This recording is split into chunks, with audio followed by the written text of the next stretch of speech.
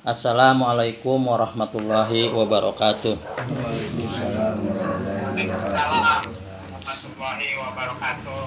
Salam sejahtera untuk kita semua. Shalom, Om Swastiastu, Namo Buddhaya. Salam kebajikan. Salam sehat, salam satu rasa untuk semua insan, semua makhluk ciptaan Tuhan dan alam semesta. Astaghfirullahalazim. Astaghfirullahalazim. Astaghfirullahalazim. Astaghfirullahalazim. Astaghfirullahalazim. Astaghfirullahalazim. Astaghfirullahalazim. Assalamualaikum ya para nabi. Assalamualaikum ya para rasul. Assalamualaikum ya para wali. Assalamualaikum ya para aulia. Assalamualaikum ya para leluhur senusantara. Assalamualaikum ya para leluhur yang menguasai tanah Jawa Dipa. Assalamualaikum ya para raja-raja senusantara. Assalamualaikum ya Bapak Haji Paduka Soekarno. Assalamualaikum ya Kanjeng Ibu Hajah Ratu Banyu Segoro Kidul. Assalamualaikum ya Pangeran Jayakarta. Assalamualaikum ya Ibu Ratu Mayang Sari Bojong Sari. Assalamualaikum ya Abah Sulaiman Banten. Assalamualaikum ya Bapak Muhar bin Jamhari. Assalamualaikum ya Ibu Masna binti Haji Baman. Assalamualaikum ya Malaikat Jibril. Assalamualaikum ya Malaikat Mikail. Assalamualaikum ya Malaikat Israfil. Assalamualaikum ya para ahli kubur. Al-Fatihah.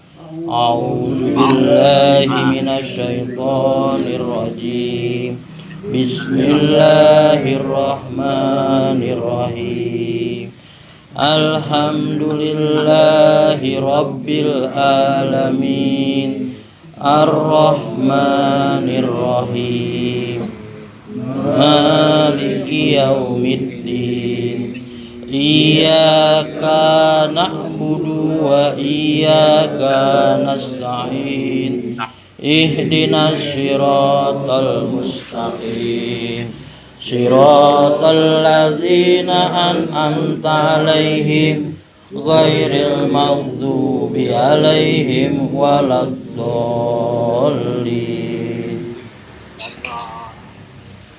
Anggota keluarga besar Master T Nusantara yang dicintai Allah, mari kita berterima kasih kepadanya yang telah menghadirkan kita di kesempatan ini, dan saat ini kita disilaturahmikan dalam keadaan sehat.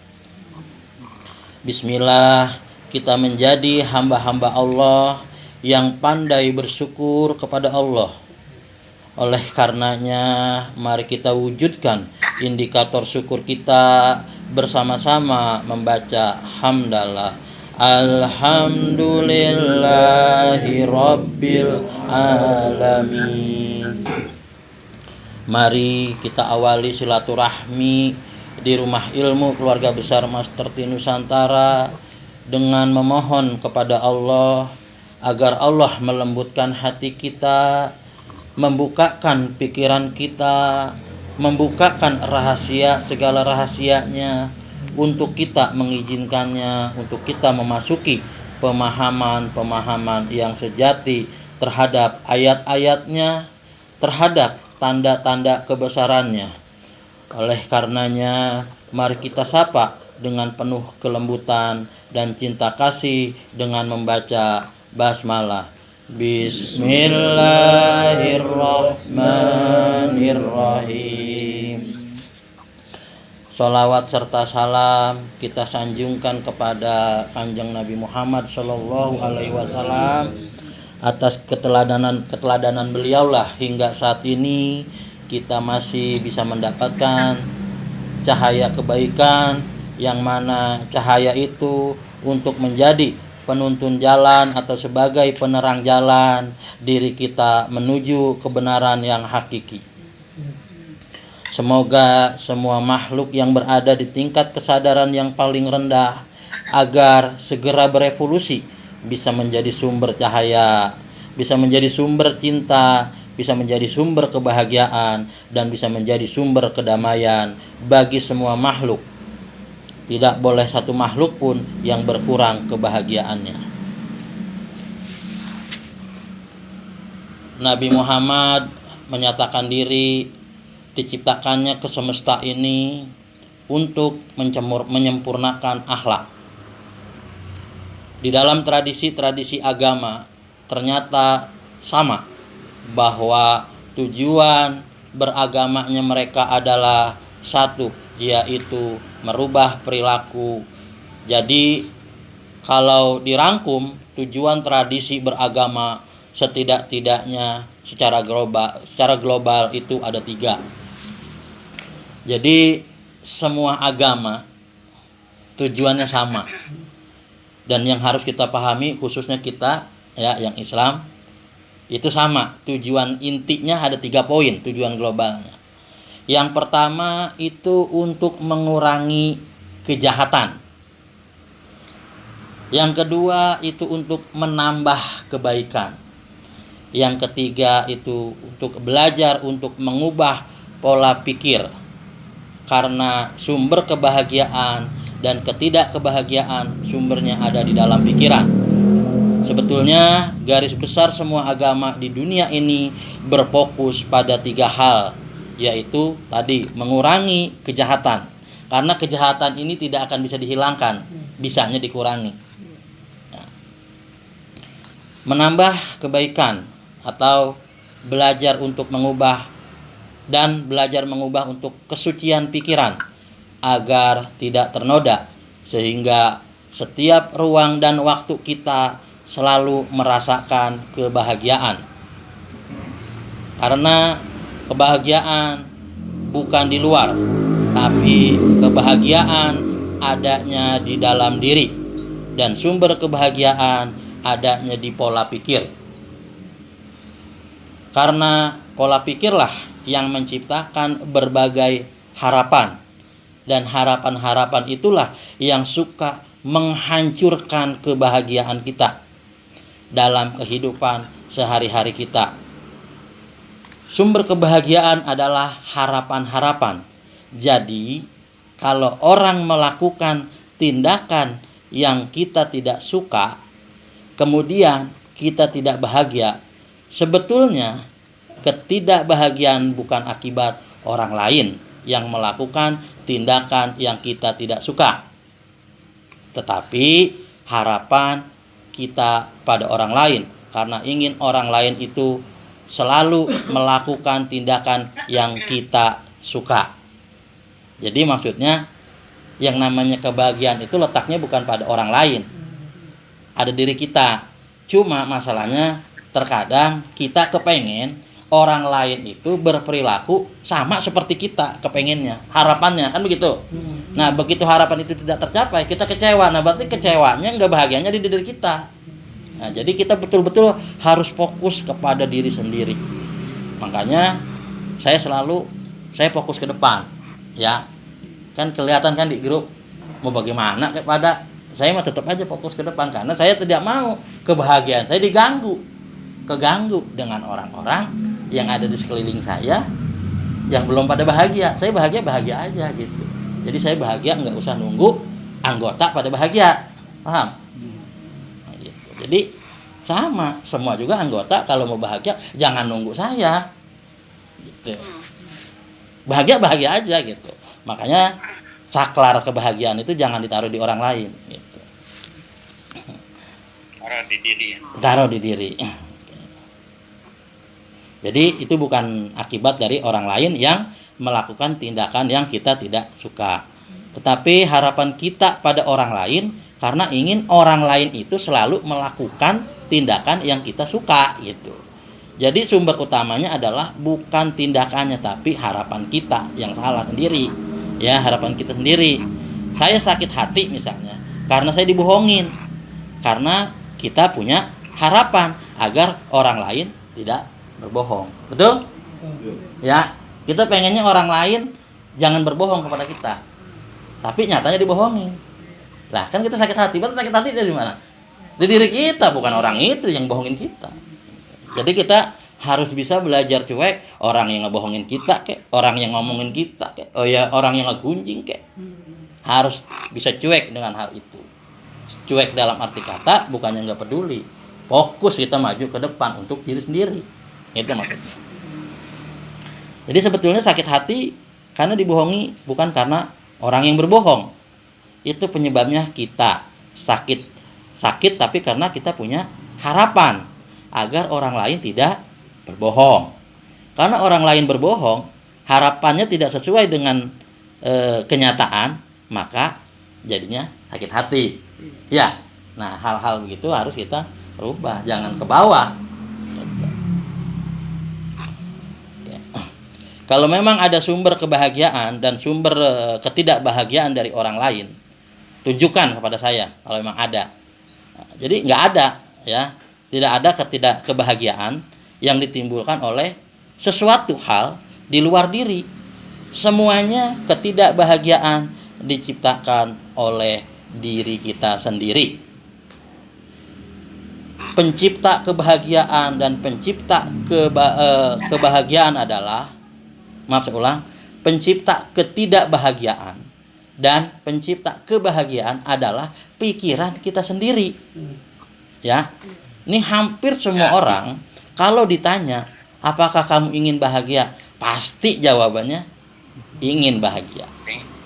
Ya, tapi lucunya bahagia itu selalu dikaitkan dengan senang. Padahal senang dan bahagia itu kedua hal yang berbeda. Senang itu mendapatkan yang berhubungan dengan indrawi dan berhubungan dengan segala yang kita ingin. Sedangkan kebahagiaan sangat berbeda karena kebahagiaan itu sebetulnya adalah selesainya kita dengan diri kita sendiri. Ingat ya, kebahagiaan adalah selesainya konflik yang terjadi di dalam diri kita sendiri. Kalau seneng, kita pengen punya motor, akhirnya punya motor, itu seneng. Jadi harus bisa ngebedain nih antara seneng dan kebahagiaan.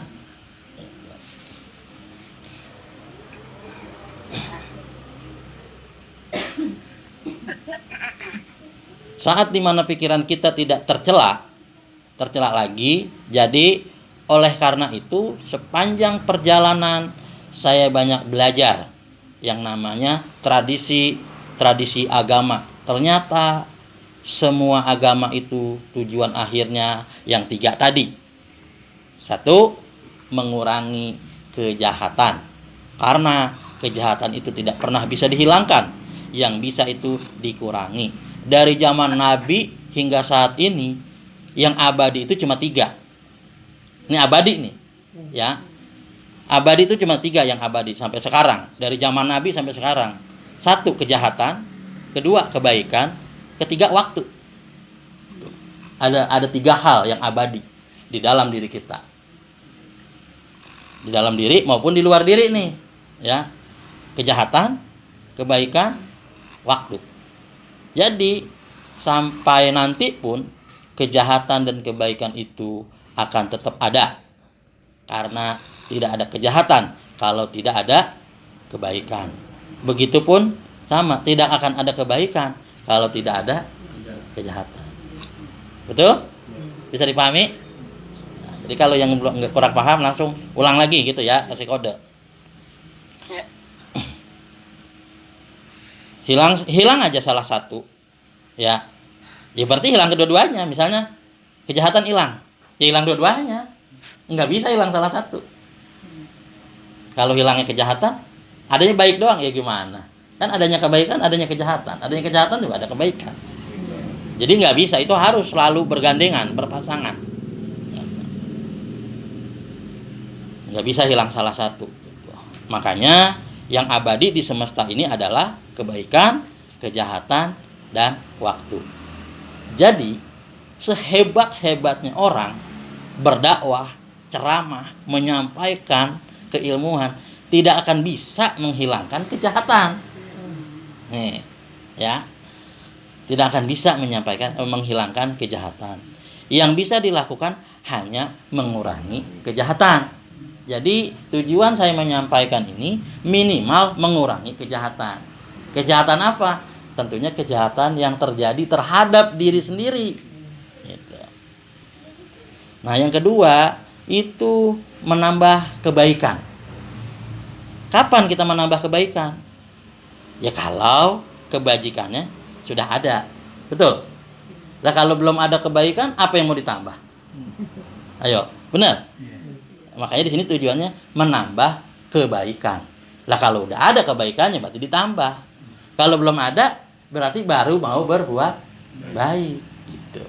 Karena di sini saya sampaikannya adalah menambah kebaikan. Pada saat kapan? Ya pada saat kebajikannya udah ada. Gitu.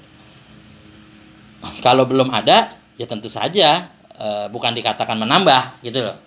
Ya artinya kebajikan kita dari hari ke hari terus bertambah, bukan baru berbuat ya, terus bertambah gitu. Kebajikan. Nah, kenapa harus ada yang ketiga? Karena yang ketiga ini adalah penyempurna, yaitu waktu. Ya. Yang ketiga itu memiliki pola pikir yang tidak tercela. Ya, itu penyempurna.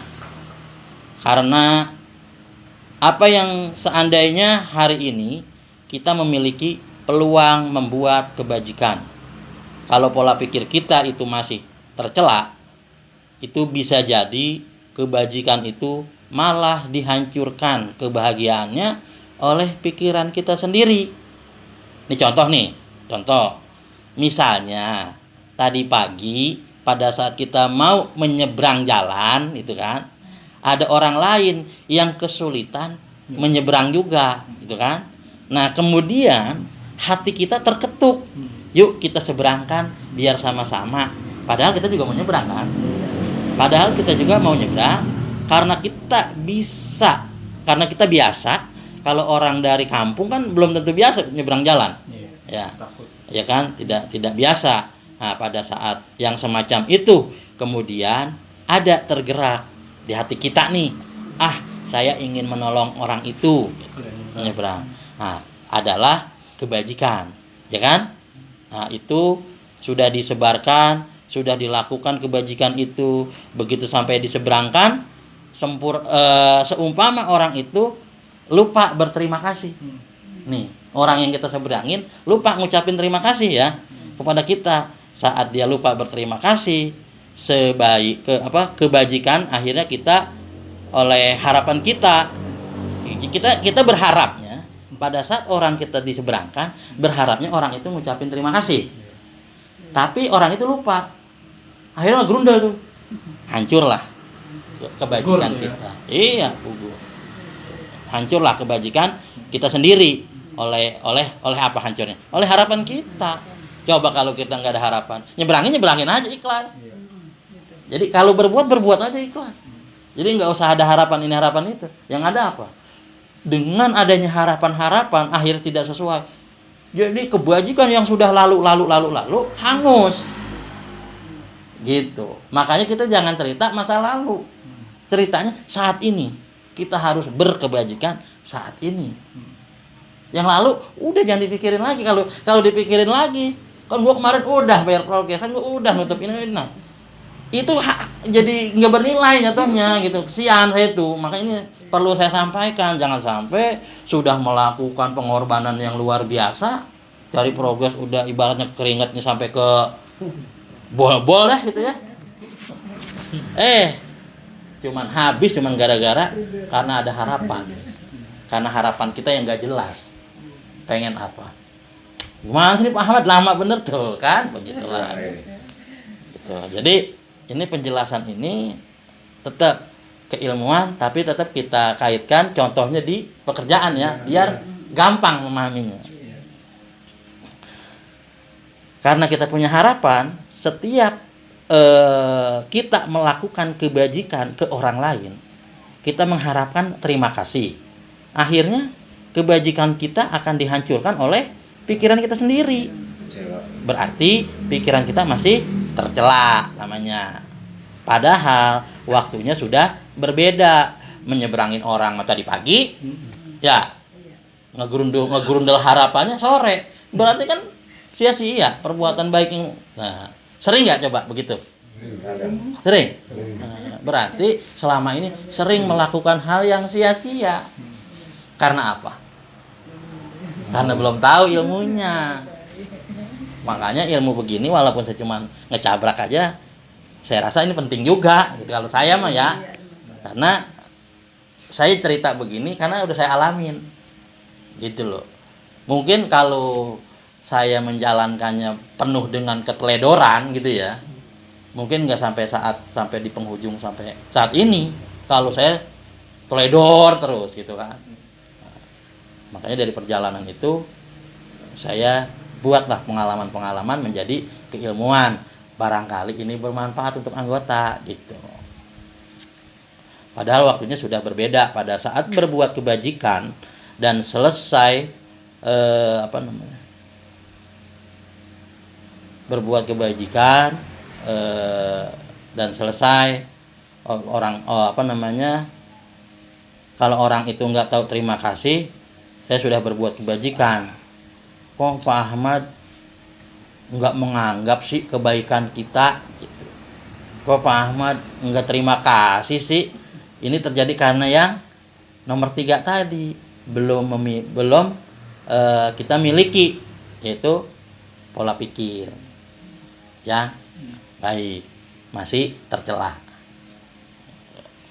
Di hampir semua dalam kehidupan sehari-hari mungkin sudah mengurangi kejahatan, mungkin sudah menambah kebaikan, tapi karena yang nomor 3 belum dimiliki atau belum selesai, akhirnya semua itu menjadi suatu yang sia-sia gitu. Emang enak nanti kalau udah pada dapat sayuran, berdasarkan kesia-siaan yang dilakukan. Apa rasanya itu sayuran? Kira-kira coba. Dapat sayuran dari hasil melakukan hal yang sia-sia. Dapat kan saya bilang. Cuman apa rasanya sayuran yang begitu?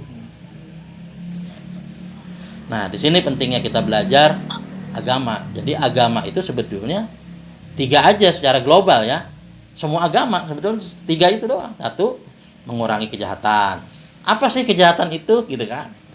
Nah, segala sesuatu yang kita lakukan yang membuat kita tidak tenang, itu namanya kejahatan. Kenapa kita tidak tenang? Karena kita berkhianat pada diri sejati kita. Tuh, pengkhianatan pada diri sejati, sekecil apapun itu kejahatan, ya, kurangi itu. Kenapa saya bilang kurangi? Karena kejahatan itu selalu ada. Makanya agama itu adalah alat pertahanan diri, alat perlindungan diri kita dari kejahatan diri kita sendiri. Nah, itu baru namanya, yang namanya agama itu alat tuh pertahanan diri, alat perlindungan diri dari kejahatan diri kita sendiri. Kan gak kepikir kita ada punya kejahatan diri sendiri, yang ada pikiran kejahatan orang lain mulu. Benar? Si Anu ngomongin mulu, si Anu. Ngapa sih? Si saya nih. Si saya nih kurang peka. Si saya nih, jarang banget yang begitu, jarang tuh. Si Anu mulu, si Anu yang disebut gitu. Yang di luar diri gitu kan. Karena tidak ada orang lain yang berniat jahat pada kita kalau kita tidak mengizinkan. Artinya begini, kita dibohongin orang. Apakah orang itu jahat? Itu urusan dia dengan diri sendiri. Kalau kita terganggu dengan kebohongan orang itu karena kita punya harapan pada orang.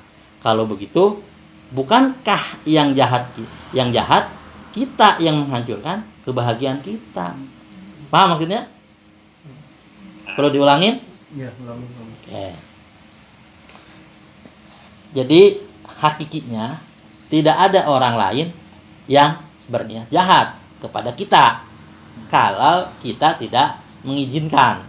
Nah, artinya mengizinkan begini, orang itu ngomongin kita. Ya kalau kita nggak mengizinkan kita untuk sakit hati, orang itu nggak jahat. Kan dia, itu urusan dia sama diri sendiri. Nah, tinggal kita mengizinkan nggak kalau kita kesel nih diomongin, mengizinkan nggak diri kita kalau kita tuh kecewa diomongin orang. Kan itu aja masalahnya. Tetap masalahnya di diri kita ya. Kita dibohongin orang, apakah orang itu jahat? Nah, itu urusan dia dengan dirinya sendiri gitu. Kalau kita terganggu dengan bohongnya orang itu gitu kan.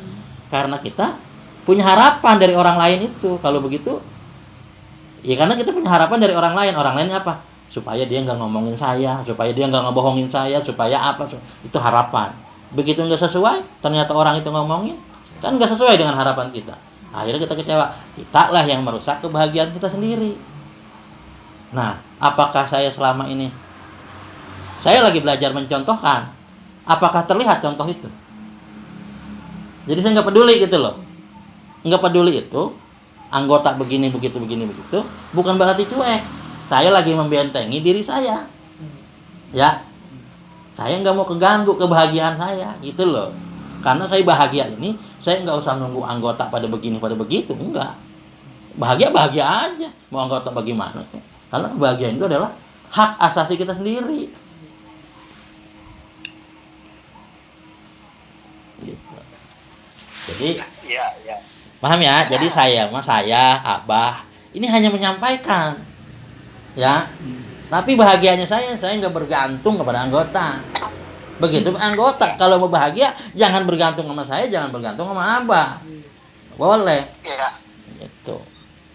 Bahagia aja orang tombolnya di dalam diri sendiri. Nah, kalau begitu, bukankah yang jahat kita menghancurkan kebahagiaan kita, bukan orang. Nah, bukan orang yang bohong, tapi kita sendiri punya harapan terhadap orang agar orang tidak bohong. Memangnya kita punya kendali untuk mengendalikan orang lain? Kan enggak, benar? Kita nggak bisa. Bahkan orang terdekat kita pun nih, pasangan kita aja lah, istri atau suami, pasangan hidup kita, tidak bisa kita kendalikan. Yang bisa kita kendalikan itu cuma diri kita sendiri. Benar? Sesakti apapun orang nih, nggak akan bisa mengendalikan diri orang lain. Sekalipun istri, sekalipun anak, nggak bisa.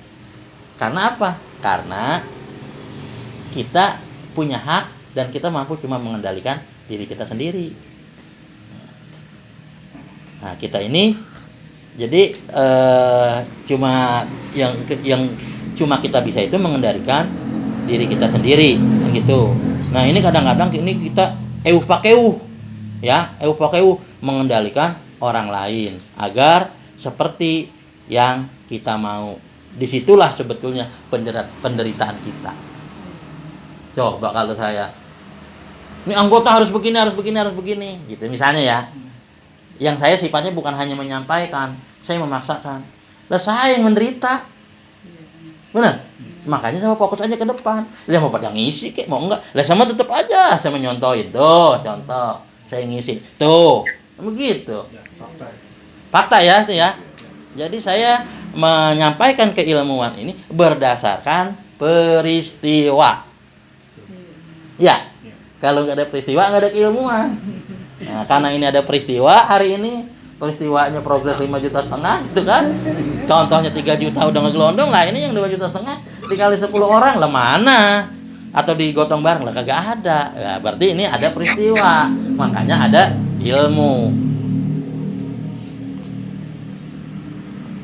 Jadi semua anggota sering-sering aja jadi penyebab peristiwa. Jadi guru saya terus.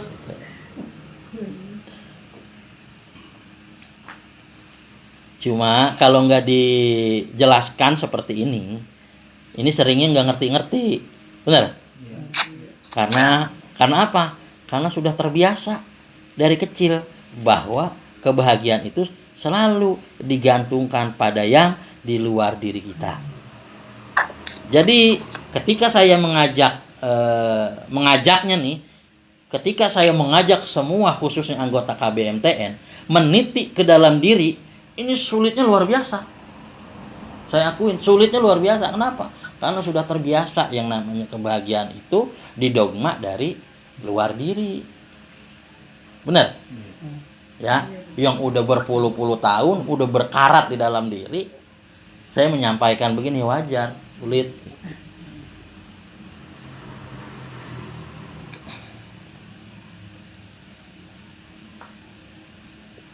Jadi begitu saya mengajak meniti ke dalam diri, itu sulitnya luar biasa. Nah, ayo ke dalam, berfokus pada diri sendiri. Ya, jadi saya ngajak semuanya kita berfokus pada diri sendiri. Jadi ketika kita sakit hati, kecewa dan lain-lain, jangan keluar ngelihatnya, ke dalam diri kita gitu, ke dalam diri. Kenapa saya sakit hati? Oh, karena keinginan saya. Kenapa saya kecewa? Oh, karena Pak Ahmad tidak sesuai dengan keinginan saya. Ya. Kenapa? Karena harapan saya. Oh, karena pola pikir saya jadi rubah pola pikirnya kita. Kebanyakan kita selalu ingin mengubah pola pikir orang lain. Betul? Nah, itu kelirunya. Jadi yang harus kita rubah adalah pola pikir kita sendiri. Ya. Kalau kita mengubah pola pikir orang lain itu keliru. Kita itu namanya kebodohan kita. Padahal mengubah orang itu tidak gampang karena orang punya kebebasan sendiri. Tapi mengubah diri kita sendiri itu yang gampang karena kita bisa dikendalikan oleh diri kita sendiri. Tuh. Nah. Jadi saya mah bukan mengubah pola pikir ya. Abah juga bukan mengubah pola pikir.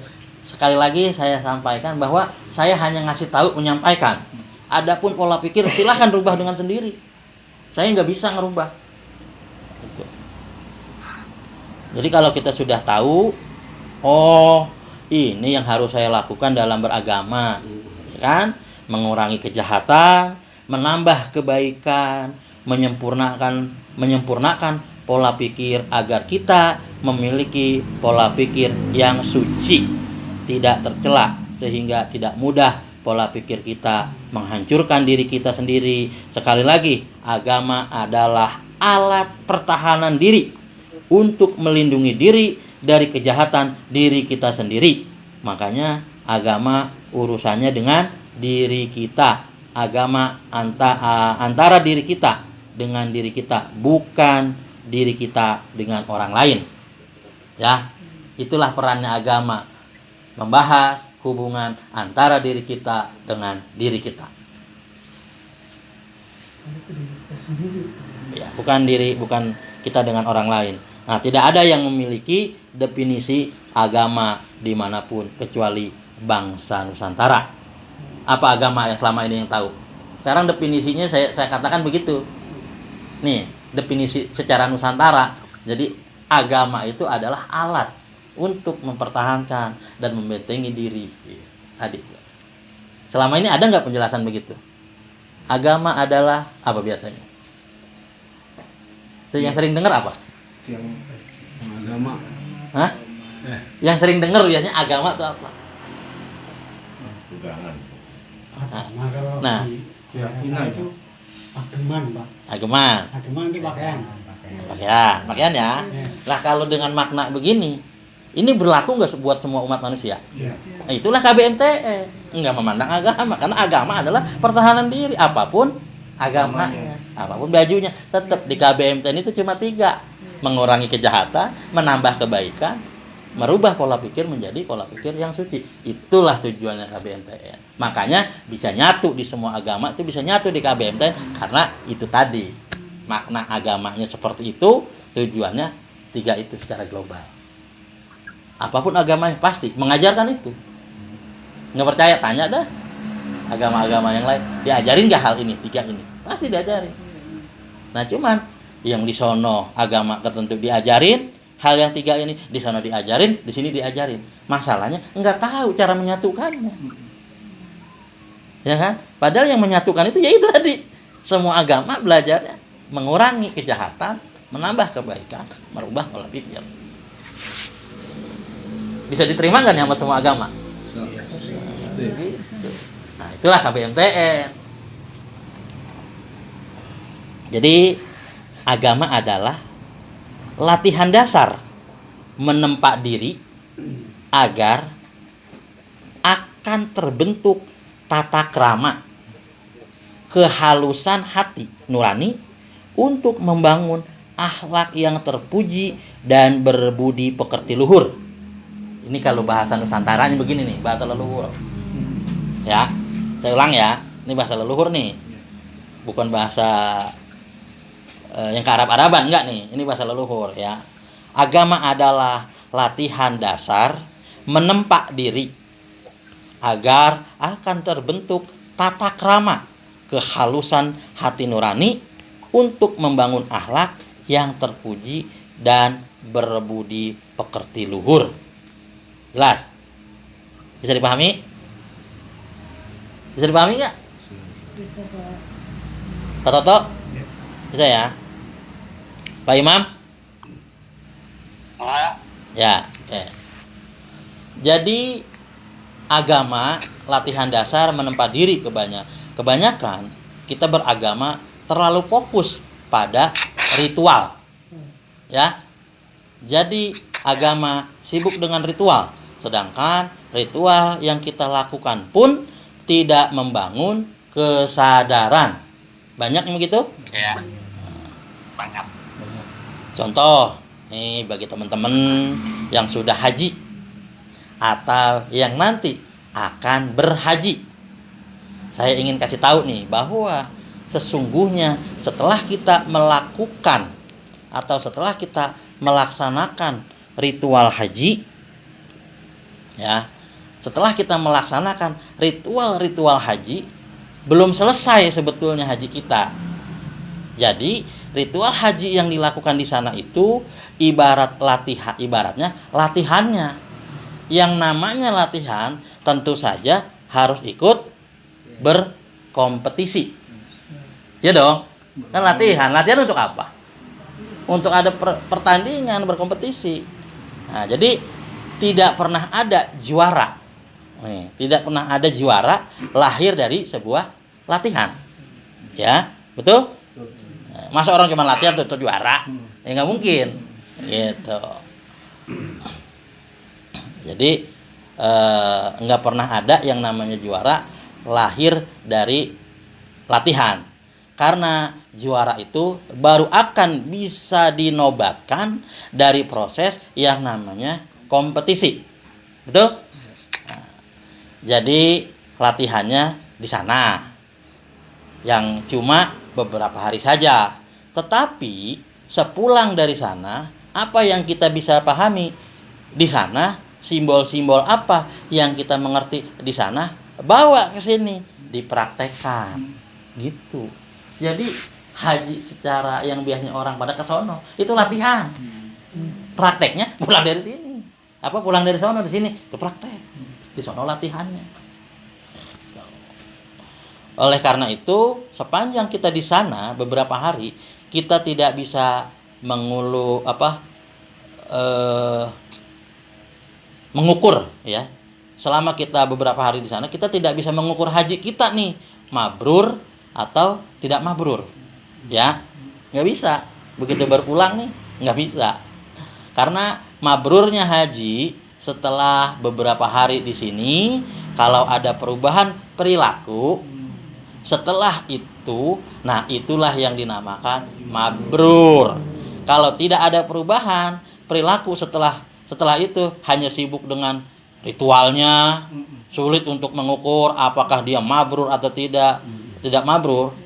Nah, itu jadi haji mabrur adalah setelah seseorang melakukan ritual haji di sana, dia mengerti yang harus dilakukan di sini, dia praktekkan simbol-simbol di sini, kemudian dia mengalami perubahan perilaku. Disitulah kelihatan mabrur atau tidak mabrurnya haji. Ya. Oh, mabrurnya itu di sini. Ya iya. Di sono mah nggak kelihatan mabrur, kelihatannya di sini. Itulah yang disebut berhaji sepulang haji. Ya. Berhaji sepulang haji. Jadi siapapun yang baru turun dari pesawat misalnya di Cengkareng, belum bisa diukur hajinya mabrur atau tidak. Nah, setelah sebulan, 2 bulan, 3 bulan, nah setelah itu ada perubahan perilaku atau tidak di apa namanya? Nah, ini persiapan penting. Kalau nggak dikasih tahu, kadang-kadang kita tidak tahu. Pikirannya setelah menjalankan ritual, setelah itu anggapnya mabrur aja kan gitu. Nah, Nabi Muhammad sendiri mengatakan, as-sholatu mi'rajul mu'minin. Sholat itu adalah mi'rajnya orang beriman. Ya, nih dengerin nih. Sholat itu adalah mi'rajnya orang beriman. Tuh. Bang Udin dengerin ya. Pak Mansur, sholat itu adalah mi'rajnya orang beriman. Artinya, kalau kita sudah sholat, ada kewajiban berikutnya. Apa itu? Meniti ke dalam diri, membaca simbol-simbol dan gerakan sholat untuk diimplementasikan dalam proses meniti ke dalam diri. Ini mah sholat mah ongkoh, yang lain ongkoh, gitu. Iya. Berarti apa sholatnya? Sholat berarti bukan sholat orang beriman. Karena sholat orang beriman adalah mi'rajnya. Tuh. Mi'rajnya orang beriman. Mi'raj itu apa? Hah? Mi'raj itu kan perjalanan, Pak. Perjalanan ke Sidratul Muntaha, Pak. Iya. Ya. Sidroh itu dalam bahasa Arab, sidroh itu pakai huruf shad ya. Sidroh itu artinya sadar, Pak. Muntaha itu adalah tempat yang paling tinggi, yaitu puncak. Berarti kalau orang udah sholat, namanya mi'rajul orang beriman, itu berarti orang yang sudah mencapai puncak kesadaran. Jadi mi'raj itu adalah ke Sidratul Muntaha, berarti kita sudah mencapai ke puncak kesadaran. Lah ini mah sholat mah ongkoh, tapi kesadarannya belum nyampe, berarti belum mi'raj. Sholat. Nah, begitu Pak. Berarti belum mi'raj namanya. Ya. Pegangan.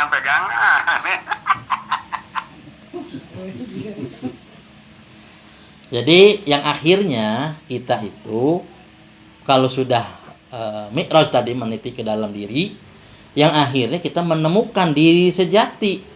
Puncaknya menemukan pikiran suci yang tidak tercela. Karena kita tidak mungkin mengenali jati diri kita kalau kita belum bisa menemukan sumber-sumber kebahagiaan kita. Paham nih, sumber-sumber ketidakbahagiaan. Jadi kita nggak bahagia karena apa sih gitu loh. Saya kecewa karena apa sih? Nah, temukan dulu sumber-sumber itu. Jadi, oleh karena itu, ketika seseorang haji, dia harus tahu apa sih tujuan haji? Apa sesungguhnya haji itu? Makanya ada ilmu syariat, tirakat, hakikat, dan ma'rifat haji. itu ada 4 tingkatan. Ya.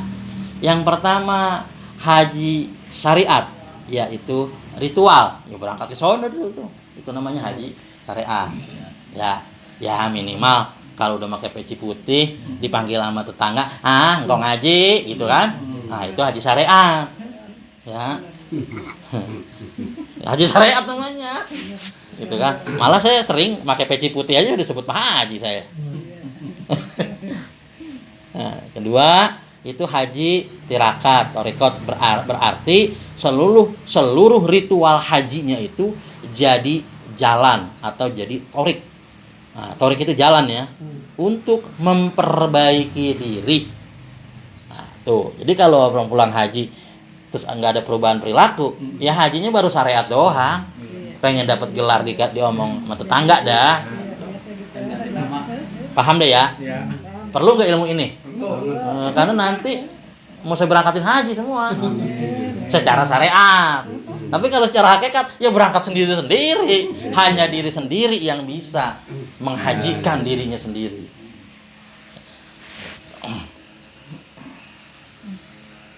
Yang ketiga haji hakikat.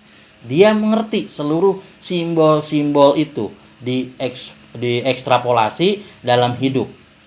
Yang keempat haji makrifat. Kenal jati dirinya sendiri.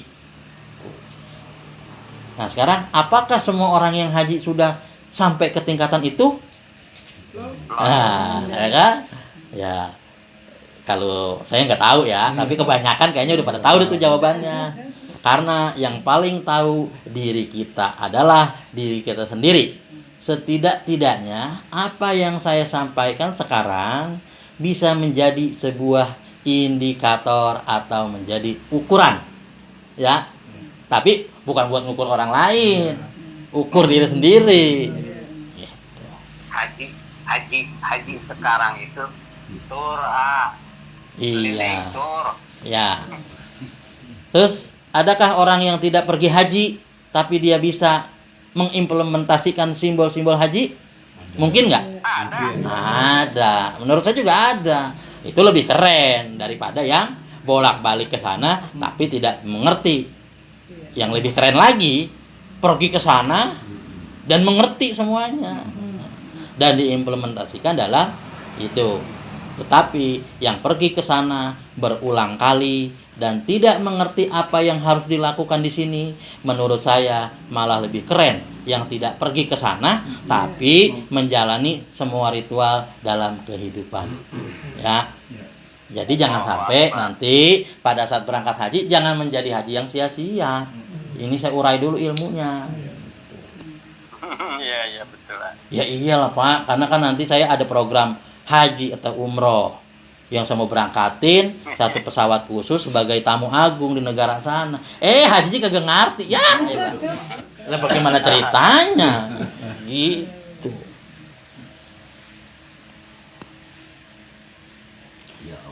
Jadi kalau udah begini kita jangan kecil hati masa tunggu haji kan udah daftar misalnya. Jadi berat karena sesungguhnya semua simbol-simbol yang di sana bisa dilakukan di sini. Saat ini, sekarang. Bagaimana caranya? Saat inilah yang saya mau sampaikan. Saat ini nggak tinggal. Yang saya beri judul ini namanya hakikat tanah suci dan hakikat haji sehingga bisa berhaji setelah pulang haji. Nah, kebanyakan kan orang nggak bisa berhaji setelah pulang haji gitu. Iya. Belum mabrur ya.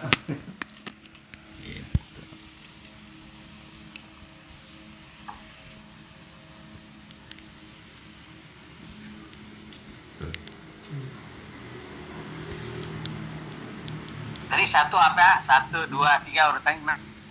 Nanti kepanjangan. Satu itu mah agama Pak. Jadi makna berhaji dari pulang haji, sepulang haji yang syariat ya, yang ritual itu belum selesai. Makanya kita harus berhaji Di mana? Ya di sini sekarang. Nah, ini yang saya mau sampaikan. Gimana caranya? Bukan bikin Ka'bah lagi di sini, bukan. Ya, Ka'bah, urusan Ka'bah di sana udah selesai. Ya, muternya juga di sana udah selesai muternya. Tinggal sekarang bagaimana menerjemahkan semua yang di sana dipraktekkan di sini.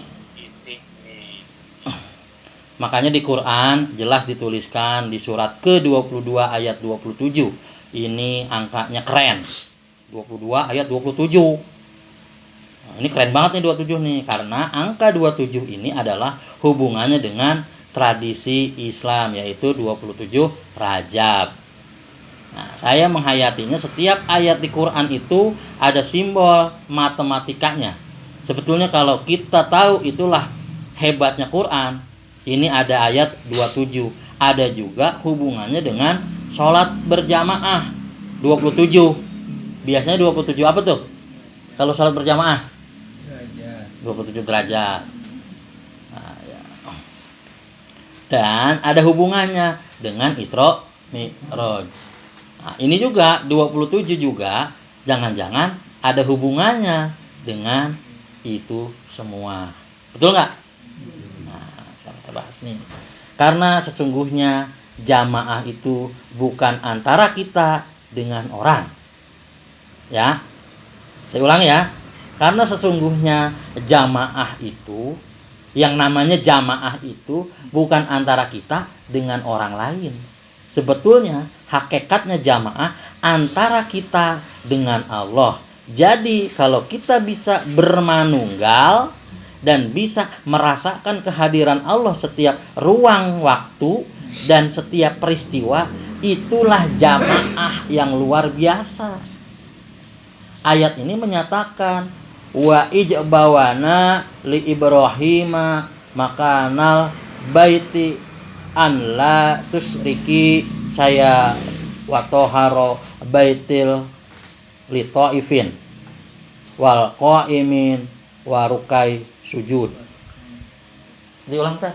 Saya kan ini coba bacanya nggak apa. Ya udah nggak apa Saya nggak mah. hafal. Kirain lagi ngeliatin, dengerin Arabi baca. Dengerin bacaan Nah, lengkapnya maksudnya. Oke, artinya maklum nih ya, saya bacanya belepotan nih. Karena salah satu saya nulisnya latte.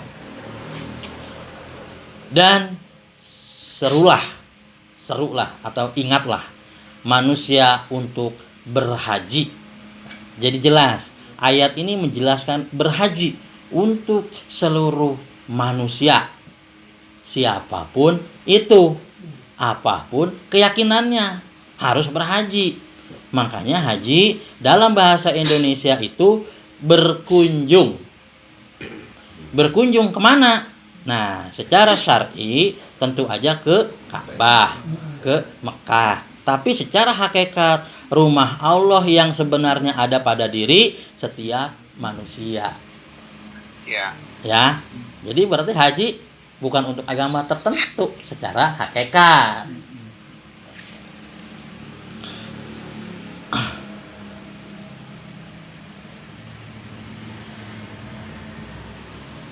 Makanya Allah sendiri yang mengatakan langit dan bumi tidak akan cukup menampung zatku, tapi kolbunya orang beriman itulah rumahku. Tuh Allah. Dan setiap manusia punya kolbu, betul? Artinya setiap manusia punya kesempatan untuk meniti ke dalam diri. Karena yang pergi ke Mekah sana dibatasi, betul? Kan sekarang pergi aja dibatasi untuk agama tertentu, untuk kuotanya dibatasi, ya. Tapi kalau secara hakikat nggak ada batasan buat manusia berhaji, silakan. Ada. Orang ada di diri sendiri, hajinya ke dalam diri sendiri. Orang Baitullahnya ada di dalam diri sendiri gitu loh. Ya. Nah, itu biasanya satu untuk yang beragama tertentu tuh dibatasi tuh. Kedua, kuotanya juga tertentu. Waktu tunggunya juga kan tertentu. Tidak sebebas itu gitu. Nah, yang agama tertentu pun tidak bisa kalau tidak punya uang. Tuh, ya. Makanya di rukun Islam itu bukan pergi haji jika mampu sebetulnya. Berhaji jika mampu.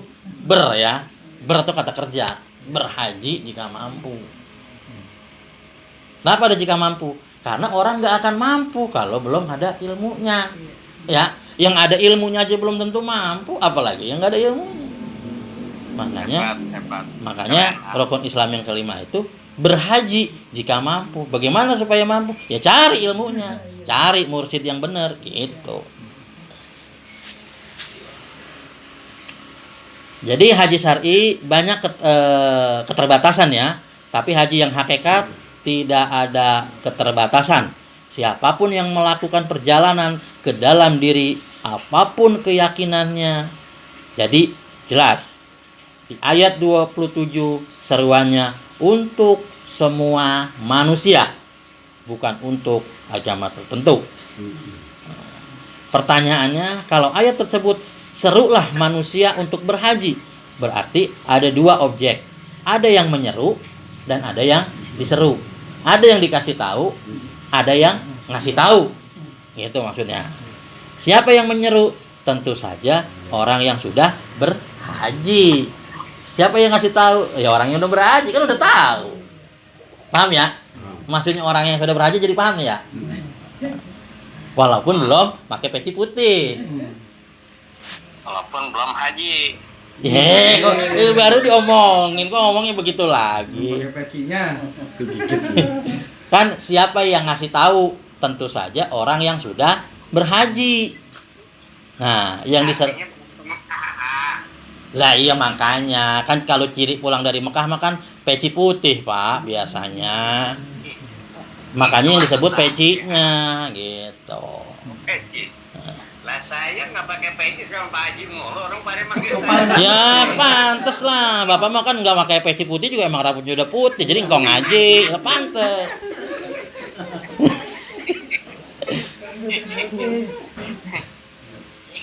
Ini belum saya hitamin, tetapi pas waktu dihitung tetap aja sih.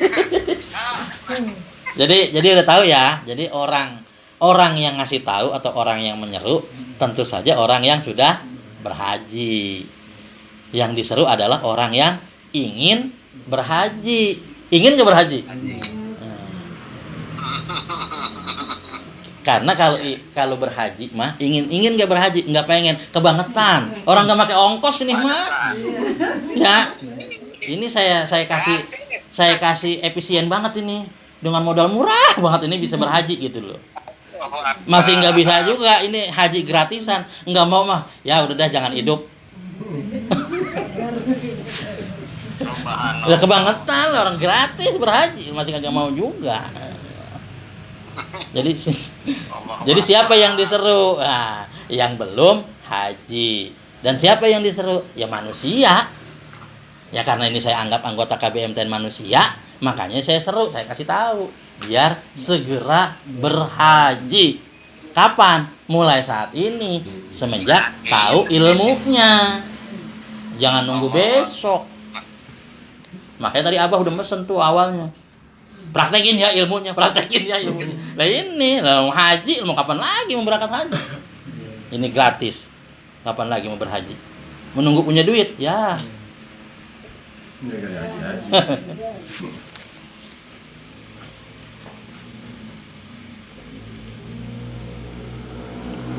Di ayat lain Allah mengatakan, walillahi 'alan nas hijjul baiti. Wajib setiap manusia berkunjung ke rumah Tuhan. Ya. Bahkan di ayat itu dikatakan rumah Tuhan yang mana? Ya kan? Bakkah al-mubarakah. Tempat tersembunyi yang diberkahi. Itu adalah bahasa lain dari kolbu. Jadi di mana? Di kolbu. Baiti mah rumah Allah. Jadi saya bukan anti dengan haji yang itu ya, bukan. Justru nanti saya juga perlu ke sana secara syariat. Gitu. Nah, kita nanti kalau sudah punya uang, kita ke sana. Tapi harus paham dulu ini secara hakikat. Iya. Bener? Benar. Enak kali kalau udah paham kita kesononya kayak enak gitu. Ya Allah. Enak gitu. Bukan enak, nikmat tak. Nah iya, enak sama nikmat silakan dah bedanya dah. Ya. Maknanya haji karena sebagai umat beragama jangankan syariat tidak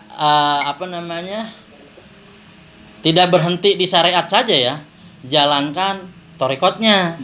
Tuh haji tuh, jalankan torikotnya, jalankan hakikatnya dan jalankan ma'rifatnya.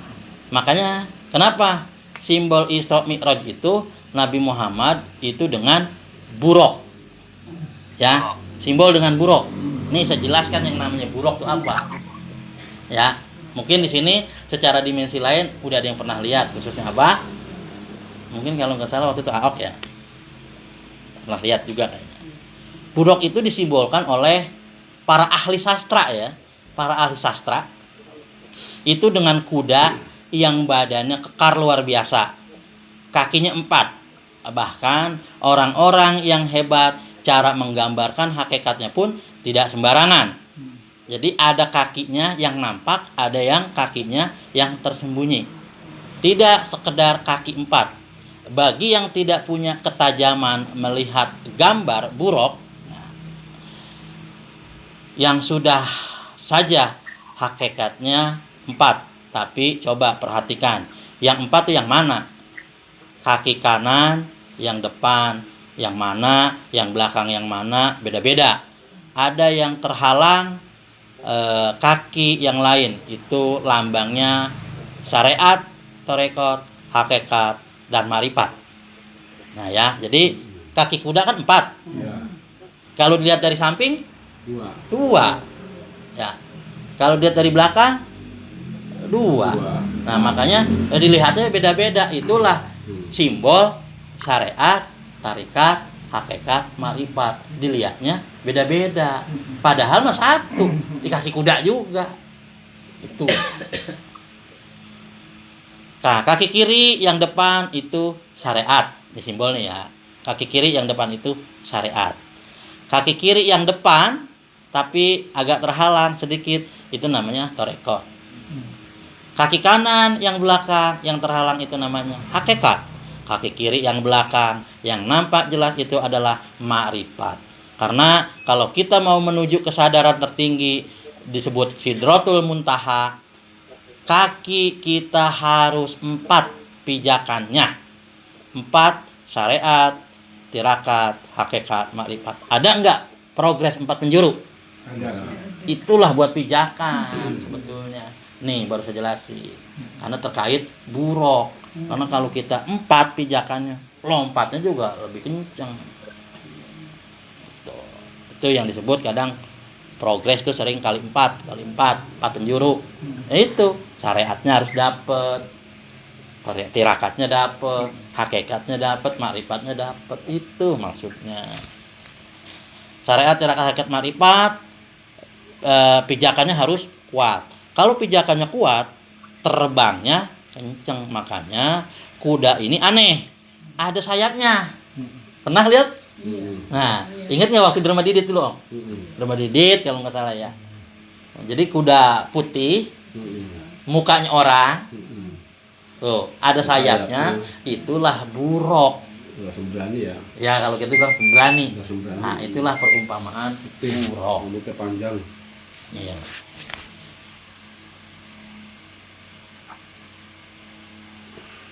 Sayap itu karena sayap itu melambangkan kecepatan. Ya. Semakin sayapnya besar, sekali gerak aja terbang jalannya cepat. Coba kalau sayapnya kecil, lebar ya. Nah, gitu tuh. Itu jadi sayap itu simbol kecepatan. Betul? Iya. Nah, masuk akal ya? Iya. Sebetulnya manusia itu punya sayap untuk bisa menembus langit dan bumi, bisa memasuki alam-alam yang tinggi. Itulah fungsi sayap. Lalu yang kuda itu, buruk itu ada ekornya. Ekornya juga artinya nggak sembarangan. Jadi ekor itu untuk diekori. Karena kalau hari ini kita jadi orang beriman, maka anak cucu kita menjadi orang beriman. Itulah ekor maksudnya. Ya. Kalau hari ini saya menyampaikan, mengajak, ayo, ya itulah ekor. Yang ngikutin ya ekor, diekori namanya.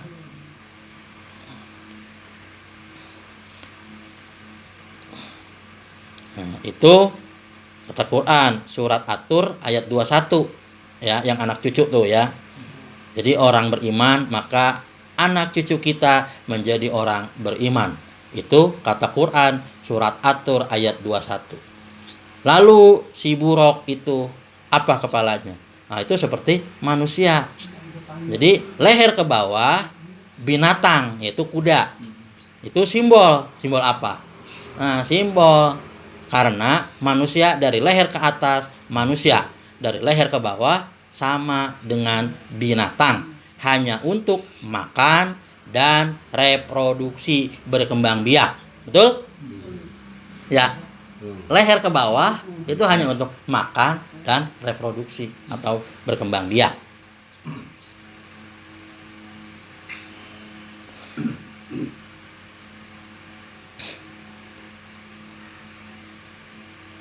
Nah, kalau dari leher ke atas, binatang berarti utuh kebinatangannya.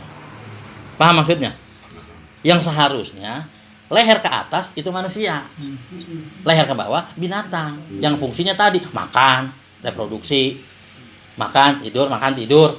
Bahasanya begitu, bahasa kasarnya ya. Terus atasnya nggak manusia, ya udah jadi sempurna jadi binatang.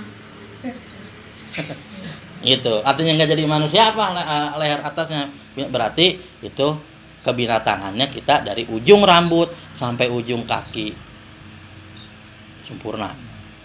Jadi sebetulnya ulaika sal an'am. Jadi kalau ingin disebut manusia, tentu saja yang membedakan Anda dengan binatang dari leher ke atas. Ya, pola pikirnya, ya, itu yang membedakan. Bukan sama, ya kan? Kalau pola pikirnya sama yang bagian leher ke bawah, ya udah berarti utuh tuh dari ujung rambut ujung kaki binatang gitu. Ngikutin aja apa kata orang lain, ngikutin aja apa dogma yang ada. Berarti apa itu? Gitu. Saya mah nggak wajib harus ngikutin saya. Saya mah hanya menyampaikan ya. Saya bukan memberikan dogma atau doktrin. Saya hanya menyampaikan. Iya.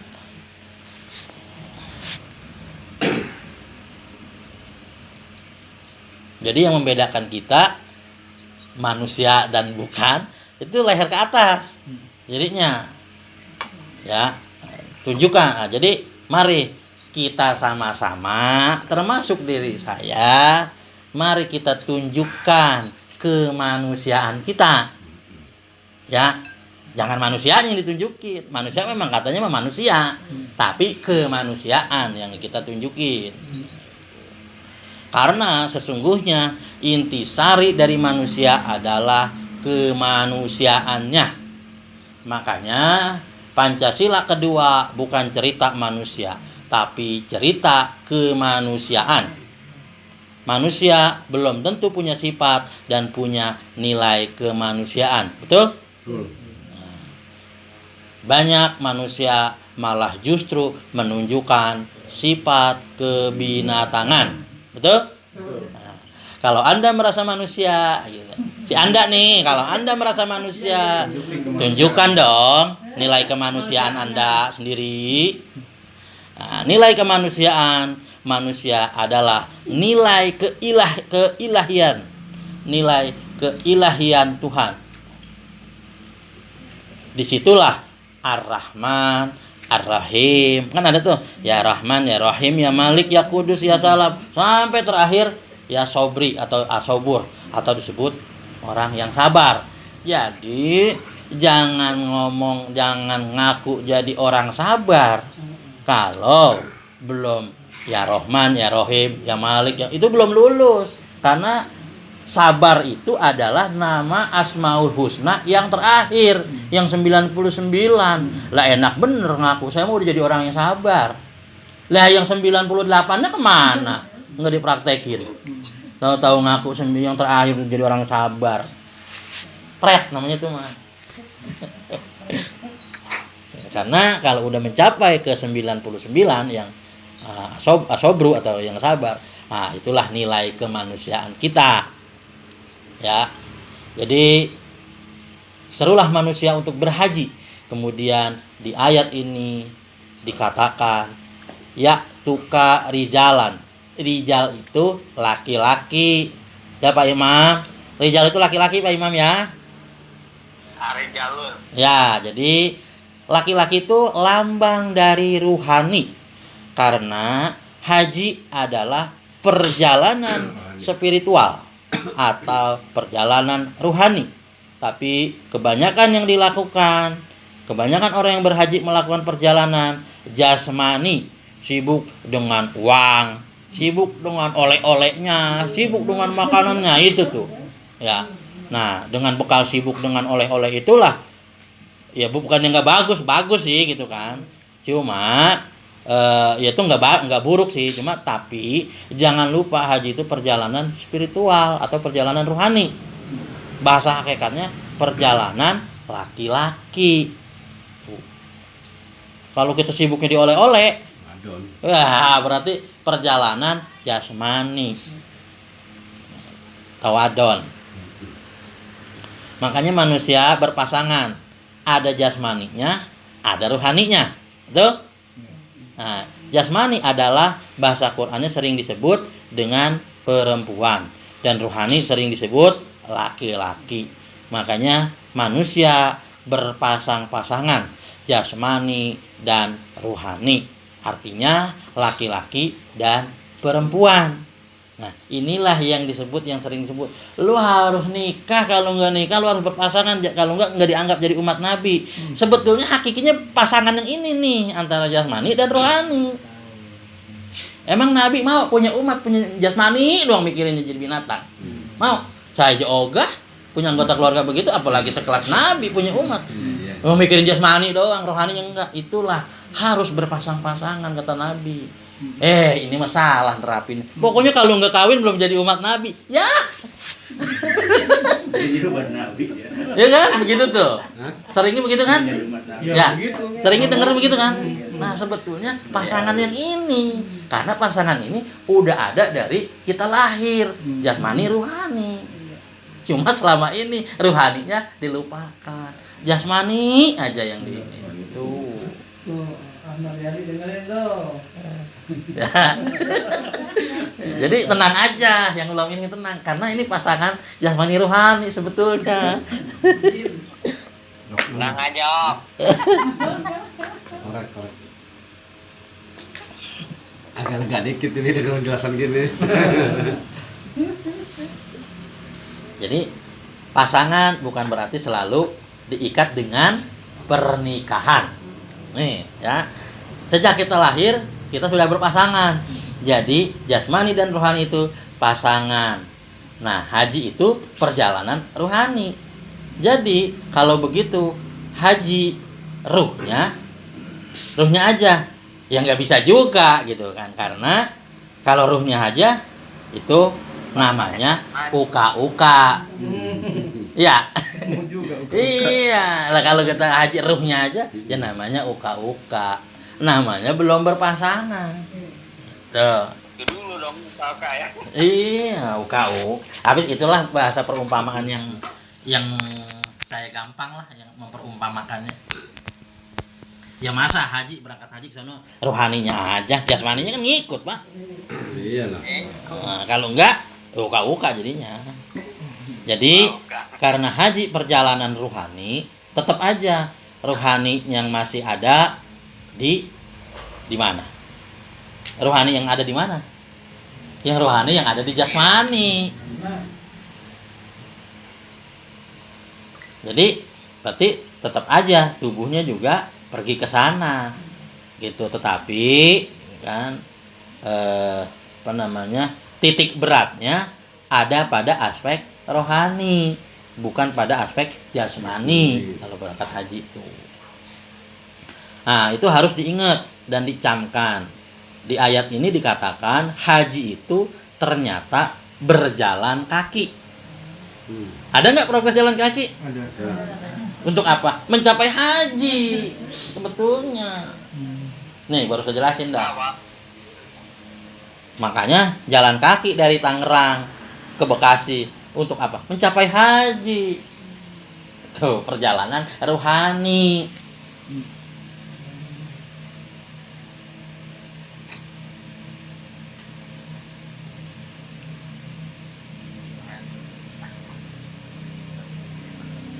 Jangan keren ya Pak Imam, yang penting mah manfaat ilmunya, jangan cuma didengar.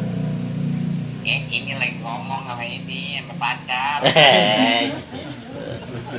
Justru karena lagi ada pacar saya ngomong begitu jadi enak ngegebuknya.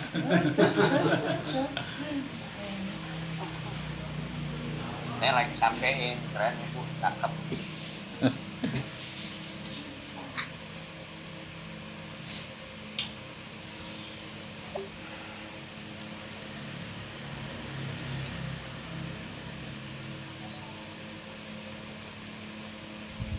Jadi itu harus diingat dan dicamkan. Ya, di ayat ini dikatakan haji itu ternyata berjalan kaki. Yang diseru itu harus berjalan kaki. Datang kepada yang menyeru. Pakai apa? Pakai unta yang kurus. Nih di ayat itu. Kok untanya kurus gitu? Bukan yang gemuk gitu kan? Karena kata kurus ini penting untuk kita dalami lagi, yaitu perjalanan ruhani harus enteng tubuhnya. Karena perjalanan ruhani itu tetap pakai tubuh, dan tubuh ini harus cekatan, harus tangkas, harus cepat. Nah, itu sebabnya karena haji perjalanan ruhani, jangan terlalu banyak makan. Tadi ya, perjalanan rohani itu harus enteng. Kalau orang yang belum melakukan perjalanan tubuhnya, berarti rohaninya belum kemana-mana, belum berhaji. Nah, ini saya kasih tahu nih ya, mulai besok setelah mendapatkan keilmuan ini segeralah berhaji, mumpung gratis.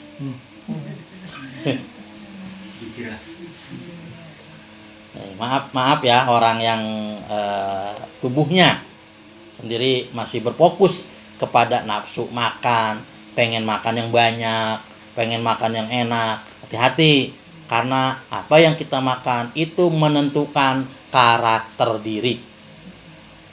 Ketika kita makan yang masih mengandung darah, otomatis kita masih menjadi agresif, karena makanan itu akan jadi kurang bagus untuk perjalanan ruhani. Makanya gunakan unta yang kurus. Maksudnya perjalanan ruhani ini itu harus bisa mengendalikan kenikmatan jasmani. Makanya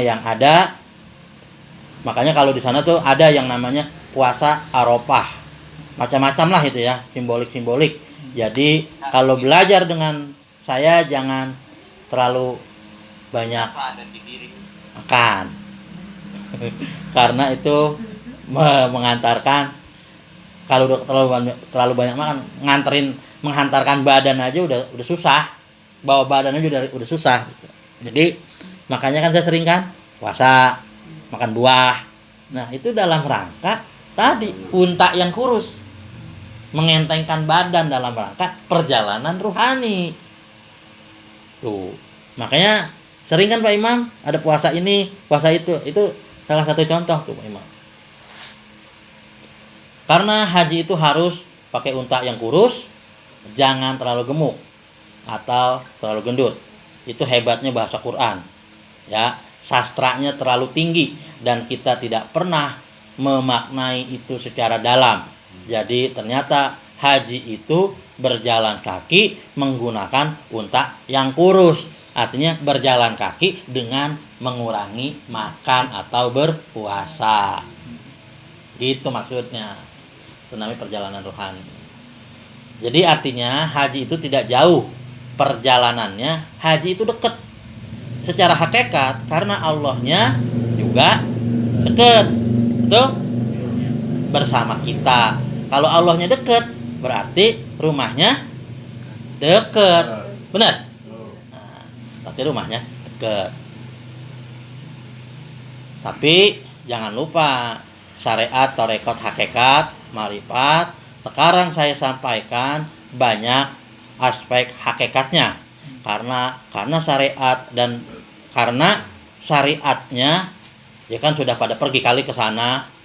Ya, tinggal bagaimana menerjemahkan syariat yang orang pada pergi haji ke sana. Apa tujuan haji? Karena kalau kita tidak tahu tujuan haji, ya gimana? Gimana coba kira-kira seperti apa dah?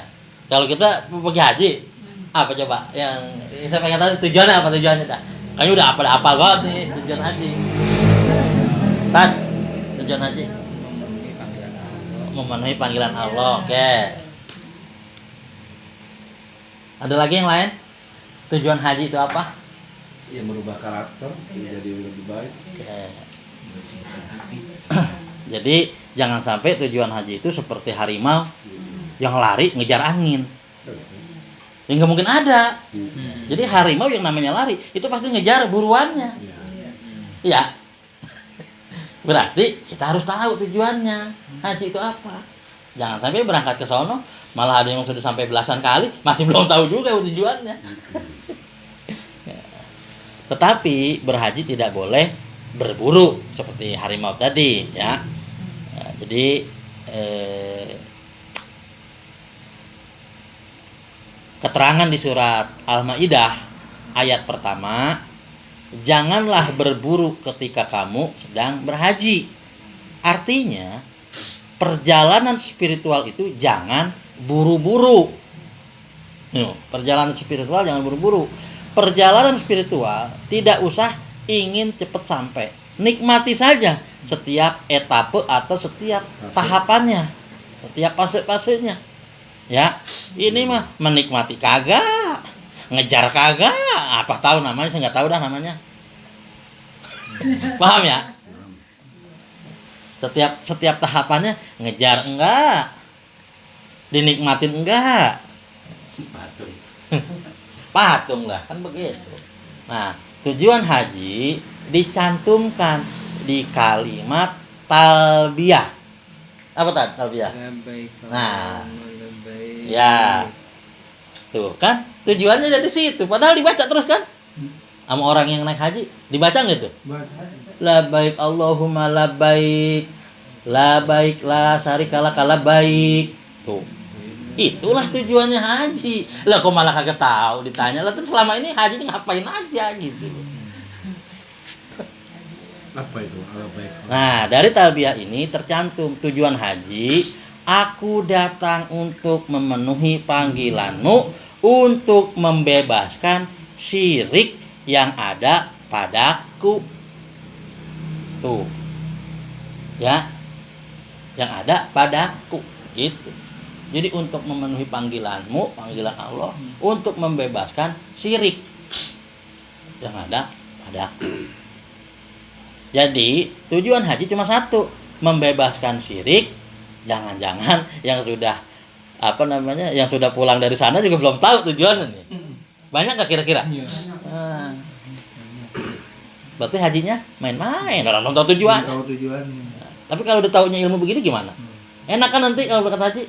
Udah tahu tujuannya.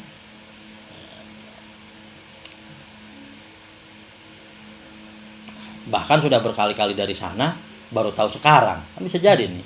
Nah, ini bisa jadi syiar nggak untuk para Pak Haji? Ya kan? Coba tanya Pak Haji dah. Apa tujuan haji? Nggak bisa jawab, malu mau peci Pak. Malu mau gamis, gitu. Bener? Karena belum berhaji. Baru berangkat haji ke sana doang latihan. Belum berhaji di sini. Kalau yang sudah berhaji di sini pasti akan bisa jawab. Gitu.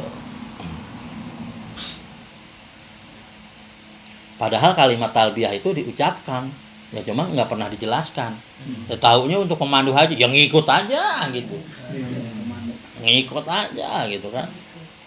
Mana udah diantar sama serombongan dari kampung. Udah dibacain rawi. Tujuannya kagak ngerti. Lah kira-kira bagaimana itu hajinya? Aduh. Ya. Coba kalau nanti ini belum tahu ilmunya, begitu besok dapat sayuran mau berangkat haji. Emang mau jadi haji yang begitu? Lah, saya nggak mau anggota KBMTN jadi haji yang nggak tahu tujuannya. Gitu. Apalagi dengan ilmu ini ada kesempatan berhaji gratis. Tuh.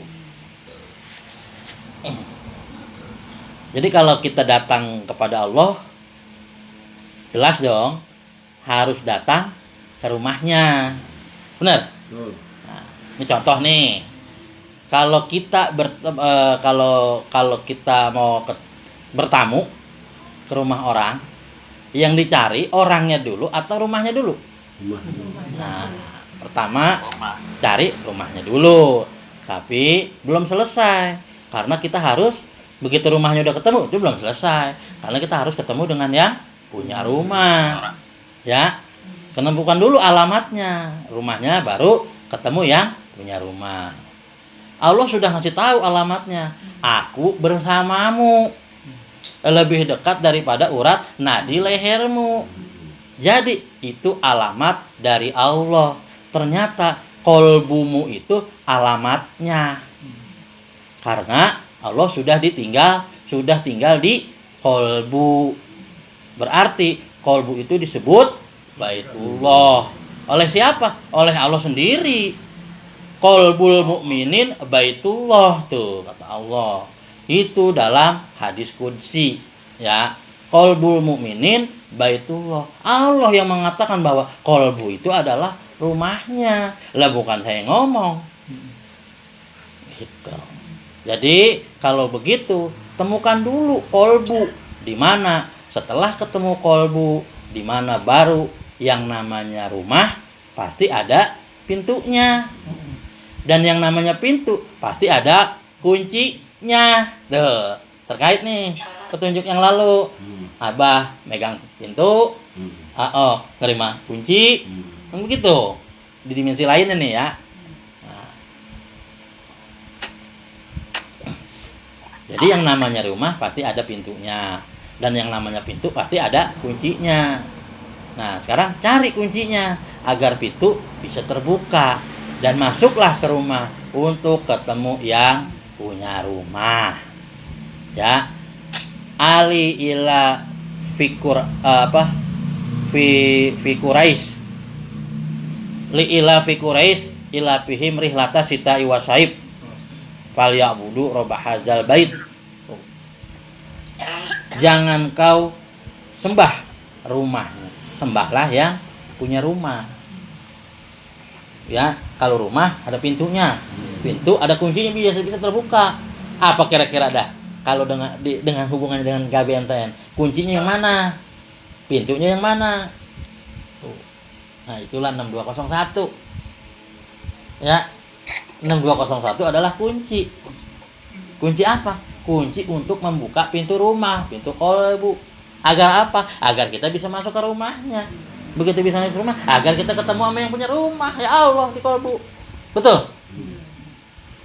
Jadi, berarti 6201 ini saya bukan ngarang-ngarang. Berdasarkan Al-Quran.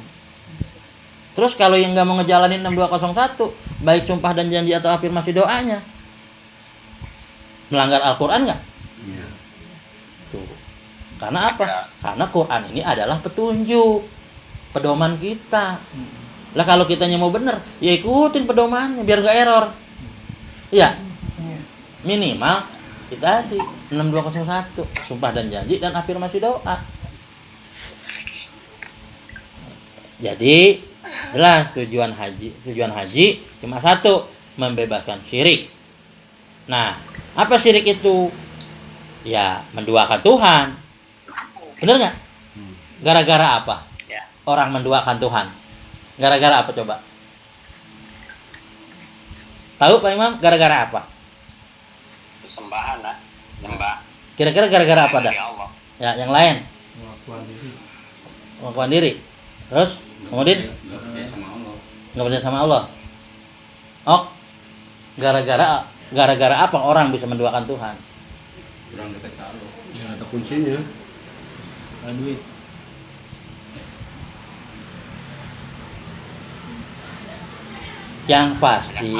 Yang pasti itu gara-gara karena tidak tahu Tuhan.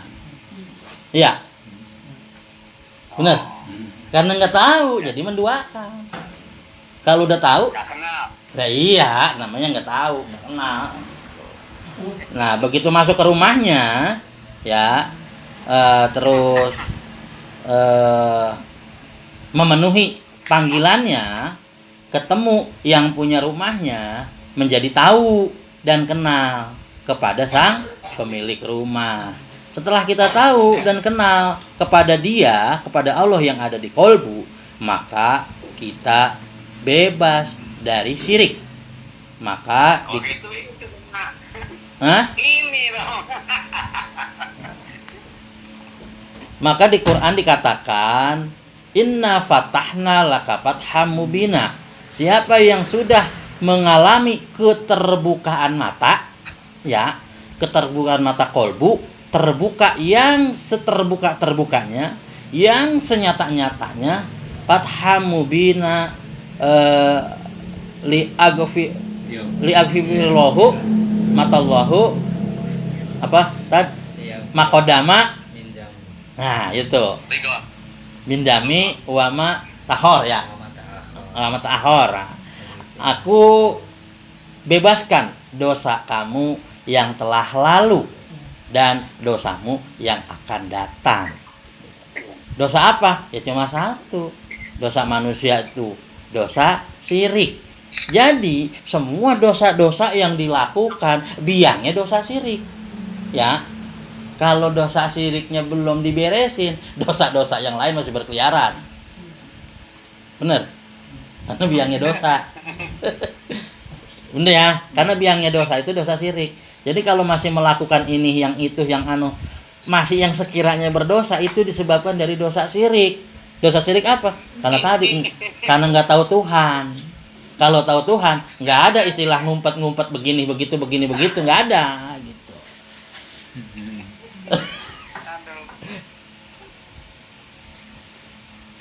Kata Allah kan begitu, aku bebaskan dosanya kan. Cuma satu dosa manusia, yaitu dosa syirik. Dari mana kita tahu? Ya dari Quran. Innallaha la yaghfiru asrul kabih wa yaghfiru majunaliko lima yasha. Sesungguhnya Allah tidak akan pernah mengampuni dosa syirik, tetapi Allah sudah mengampuni dosa apapun asal jangan syirik. Nah, dengan kalimat ini jangan terlena. Gue melakukan dosa yang lain aja, bukan syirik ini. Justru dosa-dosa yang lain itu disebabkan dari syirik. Tuh, jangan terlena.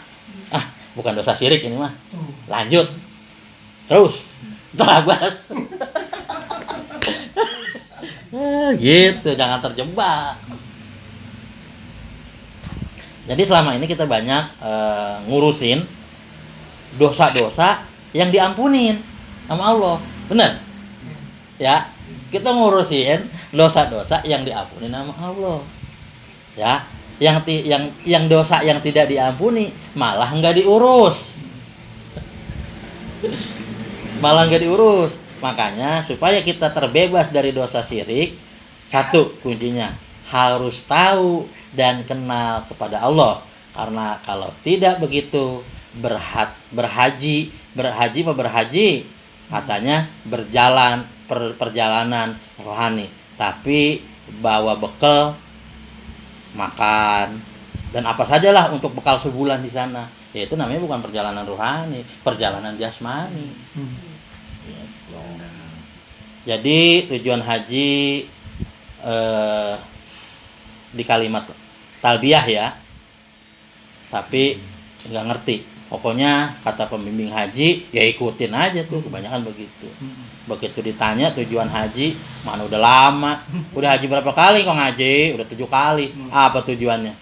Udah keder dah. Ah lu sesat lu nanya begitu, gitu dah. Sesat lu nanya begitu tuh, kan? Udah jaji aja. Apa tadi Pak tujuannya? Membebaskan Bebaskan dari syirik. memenuhi panggilanmu, bebaskan dari syirik. Apakah membebaskan syirik itu harus pergi ke sana? Enggak. Nah, kan gitu. Tentu saja ya enggak, tidak selalu ke sana ya. Enggak selalu ke sana gitu. Mungkin enggak ada orang yang tidak yang tidak tahu, belum pergi ke sana tapi sudah bisa membebaskan diri dari syirik. Mungkin enggak ada orang yang belum berangkat ke sana tapi sudah bisa membebaskan syirik. Nah, mungkin ya. Sangat mungkin itu. Karena apa? Karena tahu ilmunya. Tahu ilmu apa? Tahu ilmu berhaji itu loh. Pak Imam mulai besok berhaji ya. Siap. Nah, Berarti ibadah dulu haji. Gratisnya. jadi sebetulnya kemarin telah terjadi peristiwa, ini sudah 2 tahun diperingatkan oleh peran si corona COVID-19 dilarang pergi ke sana. Tuh. Iya. Nah, seharusnya ini memberi kesadaran kepada kita. Sebetulnya Allah sedang mengingatkan kepada kita bahwa sesungguhnya untuk membebaskan daripada syirik terserah pada kita sendiri, nggak harus ke sono. Itu sebetulnya corona Di balik corona itu itu di balik corona. Pesannya itu. Iya. Yang mudeng ya. Iya. Sekali lagi saya tegaskan, haji itu perjalanan ruhani. Haji itu perjalanan spiritual. Yang namanya perjalanan harus ada apanya? Ayo, masih ingat nggak materi yang sebelumnya? Harus ada jalanannya, Nah, oke. rambu-rambunya, harus ada kendaraannya, supirnya.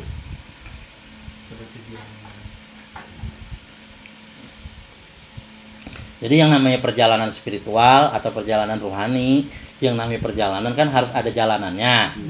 Ya kan? Yang kedua harus ada kendaraannya, yaitu tubuh kita. Maka jaga kesehatan, karena kalau kendaraan ini rubuh, tepar, tidak bagus, apa yang terjadi? Perjalanan kita akan terganggu. Ya. Sama seperti naik mobil, mogok-mogokan. Terganggu nggak? Sama seperti progres yang mogok-mogokan, terganggu nggak? Karena apa? Karena tadi belum ngerti hakikinya perjalanan ruhani. Sebetulnya progres-progres yang ada setiap tahapan ada ilmunya. Itu untuk mengaktifasi ruhani kita. Ada berapa aktivasi yang udah dilewatkan? Akhirnya saya terus aktivasi lagi. Ya saya alhamdulillah jadi saya nambah bahagia terus. Aktivasi terus. Karena pernah saya jelaskan bahwa yang namanya suatu tanggung jawab adalah sebuah aktivasi. Gitu. 3, harus ada sopir. Siapa sopirnya? Pikiran kita. Makanya sering saya bilang, kendalikan pikiran agar tetap tenang. Kendalikan pikiran dengan pola pikir yang suci. Jangan sampai punya pikiran yang tercela. Karena pikiran yang tercela itu sumber ketidakbahagiaan. Jadi orang yang sampai saat ini pikirannya masih tercela, jangankan orang melakukan keburukan, melakukan kebaikan saja bagi dia buruk terus. Di mata dia buruk terus tuh.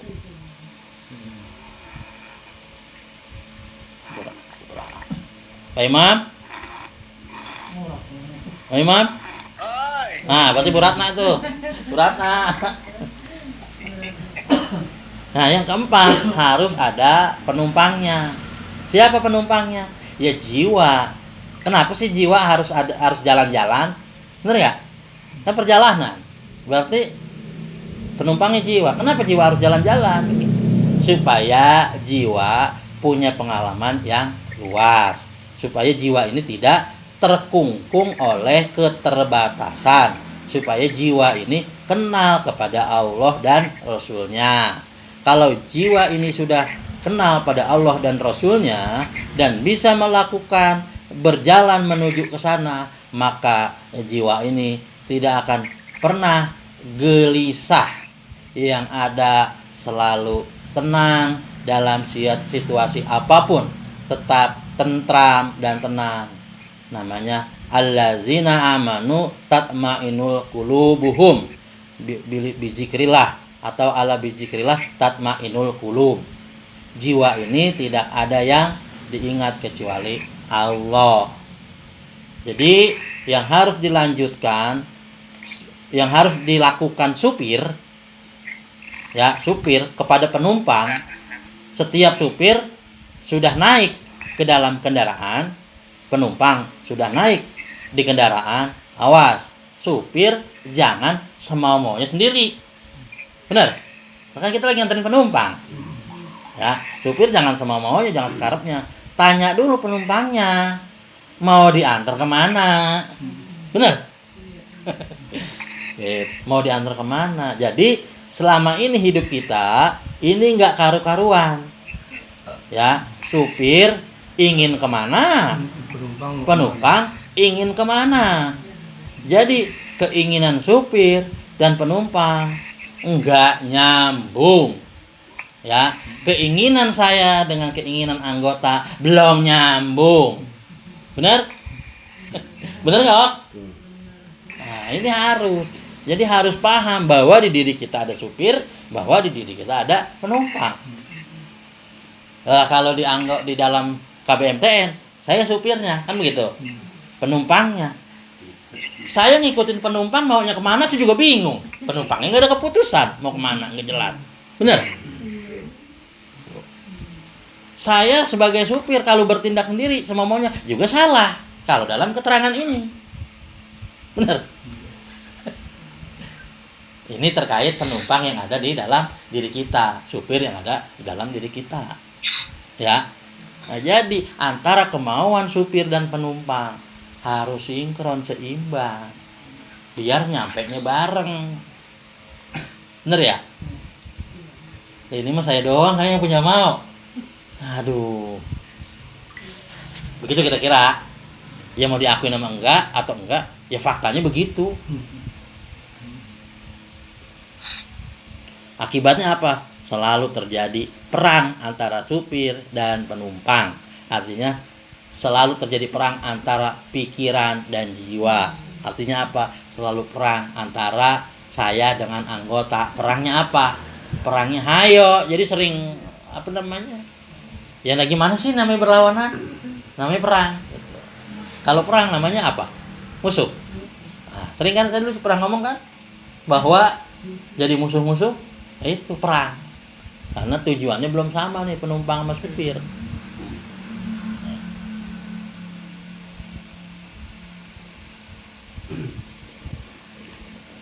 Keinginan supir dan penumpang nggak nyambung, akibatnya apa? Selalu terjadi perang antara supir dan penumpang.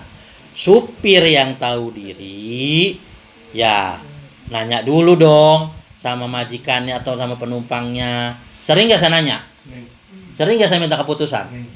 Tuh, itu saya mempraktekkan hal ini. Ayo, bagaimana? Keputusannya bagaimana? Tuh. Tapi saya dipaksa, udah harus jalan. Lah ini bagaimana? Ini penumpang belum ada keputusan. Tapi udah harus jalan, kira-kira gimana? Tuh. Ini yang harus dipahami hal ini.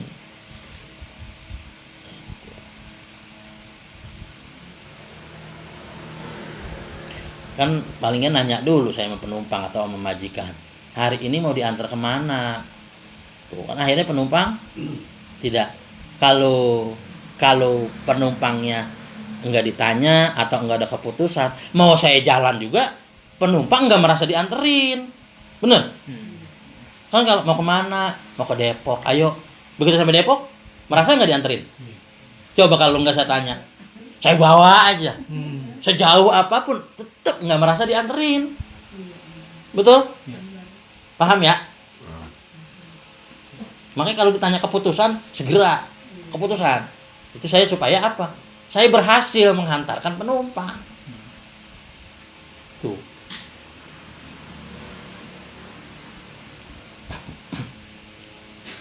Jadi biar merasa diantarkan. Kalau sekarang saya sering jalan sendiri, penumpangnya banyak karena penumpangnya nggak ngomong, nggak ada keputusan. Mau saya jalan, mau saya ajak keliling dunia juga, saya belum dibawa, belum diajak, merasa belum diajak kemana-mana, loh. Begitu Pak Mansur, ya. Itulah pentingnya keputusan dari penumpang. Itulah pentingnya keputusan dari jiwa kita, gitu maksudnya. Jadi jalanan itu ibaratnya, kalau ini keterangan pertama nih, jadi jalan itu adalah agama atau jalanan itu adalah KBMTN. Kalau kita sudah mengambil satu jalan, tekun di jalan kita, bismillah kita sampai. Ya, ini mengambil jalan belum, boro-boro tekun mah, begitu ya. Putuskan, kita ada jalan dan tekun, gitu. Bismillah kita sampai tujuan. Nah, jangan suka mikirin jalanan orang lain. Apa mikirin jalanan orang lain? Contohnya di kita, si Anu aja belum ngisi progres, ntar aja belakangan. Tuh, mikirin, udah kan dibilang, saya begini bukan karena kamu begitu, saya begini karena ini pilihan saya. Itu kalau kita masih belum bisa melakukan itu, kita masih mikirin jalanan orang lain, bener? Punya duit juga ntar nahan dulu, jalan dia juga belum tuh. Itu namanya mikirin jalanan orang lain. Ya sama gampang, yang gampang aja ngambil contohnya. Ngapain yang susah-susah kan emang yang dipraktekin. Ya, mau ngaku mau kagak nyatanya begitu. Mau malu mau kagak ya harus malu.